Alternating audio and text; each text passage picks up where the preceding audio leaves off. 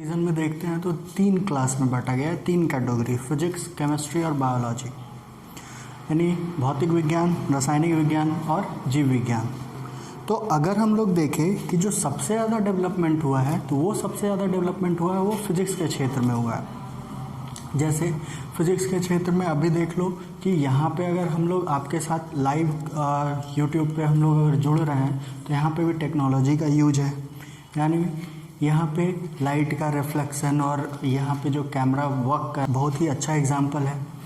उसी तरह से फ़ैन हो गए, मशीन्स हो गए, बड़े बड़े मशीन्स हो गए, कंप्यूटर्स हो गए, तो ये सारे जो हैं वो इसके क्षेत्र में।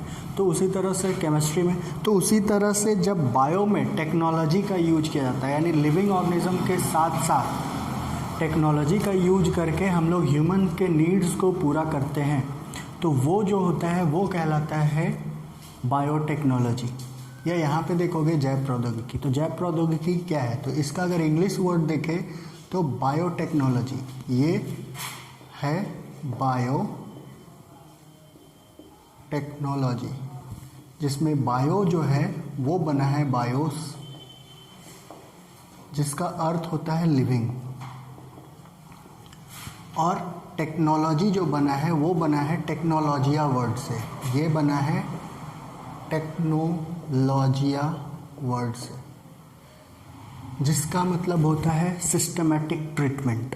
ठीक है, तो एक ये क्या है, तो जैव प्रौद्योगिकी क्या है, तो एक ये ऐसी प्रक्रिया है, ये एक ऐसा प्रोसेस या एक ऐसी प्रक्रिया है जिसमें औद्योगिक प्रक्रमों यानी टेक्नोलॉजी का यूज किसके साथ, सजीवों तथा उनसे प्राप्त पदार्थों, यानी एक ऐसी प्रक्रिया जिसमें औद्योगिक प्रक्रमों के साथ साथ सजीवों तथा उनसे प्राप्त पदार्थों का उपयोग किया जाता है तथा मानवों के जो यूजेस हैं या उनके नीड्स हैं, उनकी ज़रूरतों को पूरा किया जाता है। ठीक है, तो एक है EFB यानी यूरोपियन जैव प्रौद्योगिकी संघ, यानी यूरोपियन फेडरेशन ऑफ बायोटेक्नोलॉजी, जिसने इसको अपने तरह से डिफाइन किया है। और जो आप लोग के बोर्ड में एग्जाम आता है, बिहार बोर्ड के जो क्वेश्चंस होते हैं वो पूछा जाता है कि जैव प्रौद्योगिकी का परिभाषा EFB के अनुसार बताएं, यानी उसके अनुसार क्या है,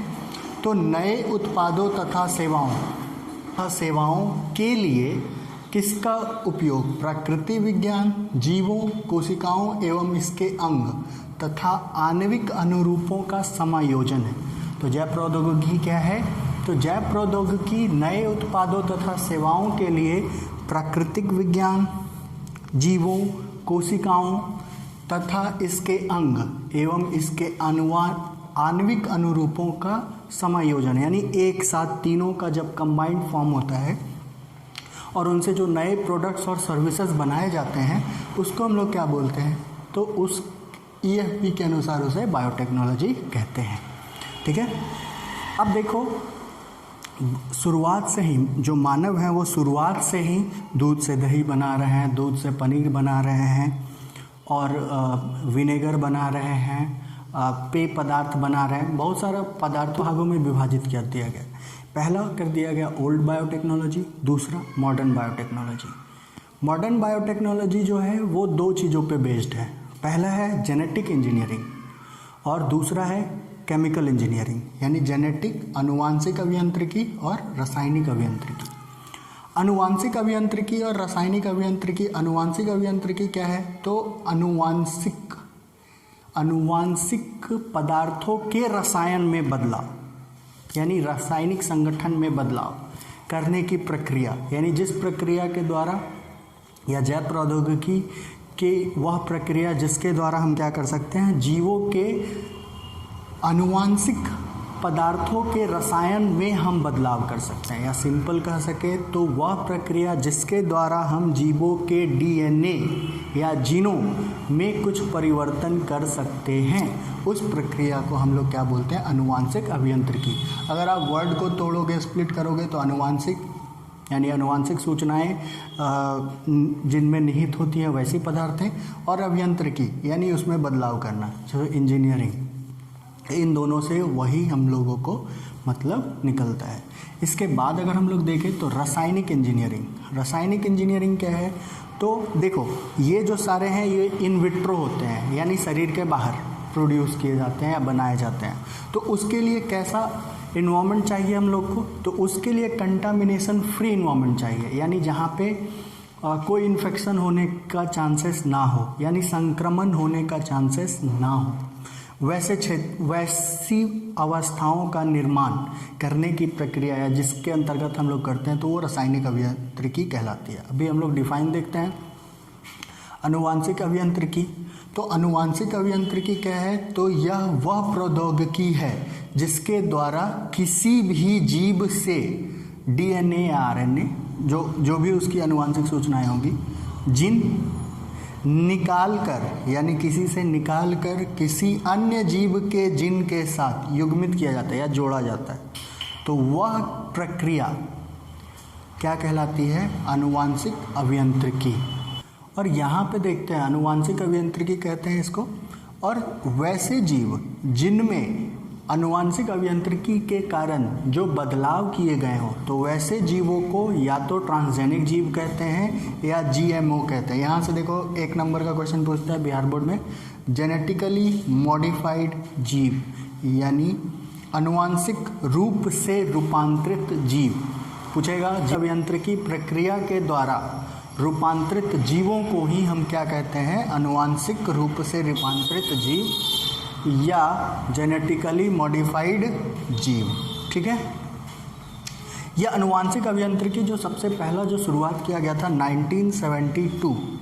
1972 में किया गया था, लेकिन वो 78 में जो श्रेय जाता है वो जाता है कोहेन और बॉयर को। इन्होंने क्या किया था? तो ई कोलाई के प्लाज्मिड में बाहरी जिन को स्थानांतरित किया, यानी एंटीबायोटिक जिन को सैलेमोनेला टिफिरियम से निकाल कर एस्चेरिया कोलाई के प्लाज्मिड के अंदर स्थानांतरित किया था। तो सर्वप्रथम जो सबसे पहला सक्सेसफुल जिनको गया था तो ये किया था 1973 में कोहेन और वॉयर के द्वारा। इसके पहले 1953 में जब वॉटसन और क्रिक ने 3D मॉडल दिया, डीएनए का 3D मॉडल दिया, उसके द्वारा क्या किया गया? तो आनुवांशिक अभियांत्रिकी की नींव रखी गई। तो आनुवांशिक अभियांत्रिकी के द्वारा हम लोग इस क्या करते हैं? तो जो फॉल्टेड जीन्स होते हैं उसको हम लोग जीवों से बाहर निकाल देते हैं, या अनडिजायरेबल जीन जो हमें नहीं चाहिए, और सेलेक्टिवली। तो इसके कारण क्या होता है? दूसरा रासायनिक अभियांत्रिकी। तो रासायनिक अभियांत्रिकी में क्या है? तो प्रक्रमों में, यानी जो भी प्रोसेस किया जाए उसमें रोगाणु रहित वातावरण बनाकर, यानी वहाँ पे इन्फेक्शन ना हो वो सारे प्रोसेस में, उससे बनाकर केवल वांछित सूक्ष्मजीवियों को ही ग्रो कराया जाए। और इसके द्वारा बहुत सारे एंटीबायोटिक एंजाइम्स को बनाया जाता है। इसके साथ ही हम लोग जो नेक्स्ट देखेंगे वो देखेंगे आनुवांशिक अभियांत्रिकी। आनुवांशिक अभियांत्रिकी के यंत्र तथा तकनीक, यानी इसमें हम लोगों को क्या देखना है? तो आनुवांशिक अभियांत्रिकी के जिस प्रक्रिया को करने के लिए क्या क्या टूल्स और टेक्निक्स चाहिए, यानी किसके द्वारा किया जा सकता है और कैसे किया जाता है। तो सबसे पहले जो उत्तक या कोशिका जिनमें वांछित डीएनए है, यानी जो डीएनए हम लोगों को चाहिए वो वांछित डीएनए वाले उत्तक तथा कोशिकाएं हमारे पास होनी चाहिए। ठीक है। अब इनको काटने के लिए या इनके टुकड़े करने के लिए क्या होने चाहिए? प्रतिबंधन एंजाइम। प्रतिबंधन एंजाइम वैसे एंजाइम्स होते हैं जो क्या करते हैं? डीएनए को एक विशिष्ट स्थल पर काटते हैं। प्रतिबंधन एंजाइम क्या होते हैं? प्रतिबंधन एंजाइम वैसे एंजाइम्स होते हैं जो डीएनए को एक विशिष्ट स्थल पर काटते हैं। इसका जो खोज हुआ था 1963 में एर्बर के द्वारा सबसे पहले प्रतिबंधन एंजाइम को देखा गया था। तो ये कहाँ देखा गया था? तो ये प्रतिबंधन एंजाइम को देखा गया था ई कोलाई एस्चेरिया कोलाई में देखा गया था कि इसमें इन्फेक्शन रुक गया, यानी इनमें इन्फेक्शन किसके कारण रुका है? किससे इन्फेक्शन रुका है? तो ये रुका जीवाणुभोजी। अब जीवाणुभोजी किसे कहते हैं? तो जीवाणुभोजी वैसे विषाणुओं को कहते हैं जो जीवाणुओं को संक्रमित करते हैं। तो ई कोलाई को जीवाणु भोजी द्वारा संक्रमित नहीं किया जा सका। तो जब इसमें देखा गया तो ये क्यों नहीं कर पाया गया, तो इसमें दो कारण थे, एक मिथाइलेज एंजाइम मिला और दूसरा प्रतिबंधन एंजाइम मिला, जो क्या कर रहा था, इनको इसके संक्रमण से बचा रहा था। ठीक है, यानी ये प्रतिबंधन एंजाइम डीएनए को अलग अलग विशिष्ट स्थलों एंजाइम इस ई कोलाई के डीएनए में जुड़कर क्या कर रहा था, तो इनको इससे बचा रहा था। तो इस दोनों प्रक्रिया के द्वारा एक जीवाणु भोजी के संक्रमण को रोक रहा था। तो यहाँ से प्रतिबंधन एंजाइम को ढूंढा गया। तो दूसरा कौन क्या था, तो दूसरा दोनों डीएनए को काटने के लिए प्रतिबंधन एंजाइम होने चाहिए। तीसरा है लाइगेज एंजाइम। अब जो कटे हुए टुकड़े हैं उनको आपस में अलग अलग, यानी जो क्लोनिंग वेक्टर होंगे उसके डीएनए को, यानी जैसे अगर मान लो प्लाज्मिड के को भी उसी प्रतिबंधन एंजाइम के द्वारा काटा गया और वांछित डीएनए को भी उसी प्रतिबंधन एंजाइम के द्वारा काटा गया। तो दोनों वांछित डीएनए और इस प्लाज्मिड के डीएनए के टुकड़े को जोड़ने के लिए जिस एंजाइम की आवश्यकता होती है उसे कहते हैं लाइगेज एंजाइम, जो इन दोनों को जोड़ने में मदद करता है। अब यहाँ तक इसके जुड़ने से क्या हो गया, तो अब हमारे पास एक ऐसा डीएनए है जिसमें वांछित गुण निहित हैं, यानी ये कहलाते हैं रिकॉम्बिनेंट डीएनए, यानी पुनर्संयोजी डीएनए। इस डीएनए को क्या कहते हैं, पुनर्संयोजी डीएनए। और इस पुनर्संयोजी डीएनए को होस्ट के अंदर ले जाने के लिए जिसकी आवश्यकता होती है उसे कहते हैं क्लोनिंग वेक्टर।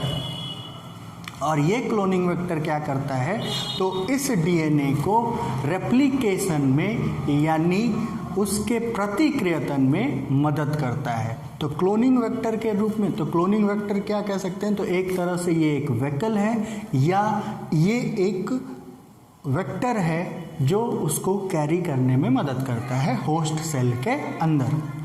अब ये क्या क्या हो सकते हैं, तो प्लाज्मिड हो सकते हैं, जीवाणु भोजी हो सकते हैं, पौधे एवं जंतु के विषाणु हो सकते हैं, ट्रांसपोन्स हो सकते हैं, यानी वो जो जंपिंग जिन, यानी जो अपना पोजीशन, जो जिन्स BAC, YAC यानी bacterial artificial chromosome, yeast artificial chromosome, स्तनधारियों के कृत्रिम गुणसूत्र, इन सभी का उपयोग करके क्या किया जाता है, तो जिन क्लोनिंग किया जाता है। तो ये जो प्रोसेस है इसको जिन क्लोनिंग प्रोसेस कहते हैं, यानी जिन का क्लोन बनाना, यानी जिन का प्रतिरूप बनाना इसमें। इसके बाद हम लोग स्पेशली इसको देखेंगे प्रतिबंधन एंजाइम।